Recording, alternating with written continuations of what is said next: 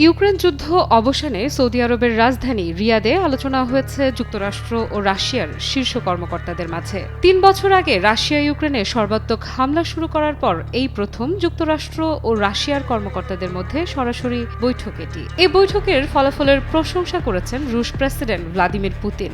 যুদ্ধের অবসানে ইউক্রেনকে আলোচনা থেকে বাদ দেয়া হবে না বলেও মন্তব্য করেন তিনি। রুশ প্রেসিডেন্ট বলেন, রাশিয়া এবং মার্কিন যুক্তরাষ্ট্রের মধ্যে আস্থা বাড়ানো ছাড়া ইউক্রেনীয় সংকট সহ অনেক সমস্যার সমাধান করা অসম্ভব। এই বৈঠকের মূল লক্ষ্য হল রাশিয়া ও যুক্তরাষ্ট্রের মাঝে আস্থা বাড়ানো। ভ্লাদিমির পুতিনের এ বক্তব্যে এ কথা তো পরিষ্কার, রুশ মার্কিন দ্বন্দ্বের বরফ গলেছে। যদিও ইউক্রেন যুদ্ধের অবসানের বিষয়ে ইউক্রেনকে ছাড়াই রিয়াদে ৪ ঘণ্টার দীর্ঘ বৈঠক করেন রাশিয়া ও যুক্তরাষ্ট্রের শীর্ষ কর্মকর্তারা। এ বিষয়ে ইউক্রেনের পক্ষ থেকে এসেছে তীব্র প্রতিক্রিয়া।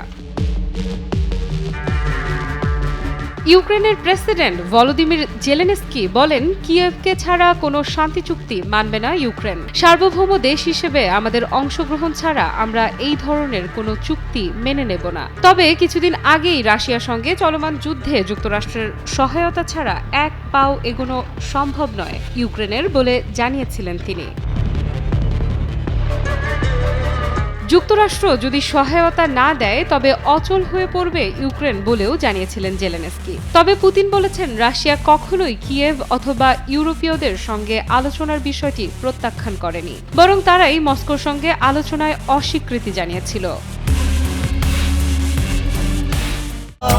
এখন এমনই ফুরফুরে মনে থাকবে সবাই। বসুন্ধরা টয়লেট্রিজ, ফুরফুরে মন সারাক্ষণ।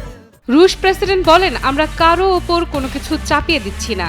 আমি ইতোমধ্যেই শতবার বলেছি যে তারা যদি চান তাহলে আমরা আলোচনার জন্য প্রস্তুত। দয়া করে এসব আলোচনা অনুষ্ঠিত হতে দিন। আমরা আলোচনার জন্য টেবিলে ফিরে আসতে প্রস্তুত। এ সময় ইউক্রেনকে কটাক্ষ করে রুশ প্রেসিডেন্ট বলেন, কেউই ইউক্রেনকে বাদ দিচ্ছে না। যুক্তরাষ্ট্র ও রাশিয়ার আলোচনার ক্ষেত্রে হিস্টোরিয়া রোগের মতো প্রতিক্রিয়া দেখানোর কোনো প্রয়োজন নেই। এ কথার বিপরীতে ইউক্রেনীয় প্রেসিডেন্ট বলেন, আমরা চলতি বছরেই নিরাপত্তার নিশ্চয়তা চাই, কারণ আমরা এই বছর যুদ্ধ শেষ করতে চাই।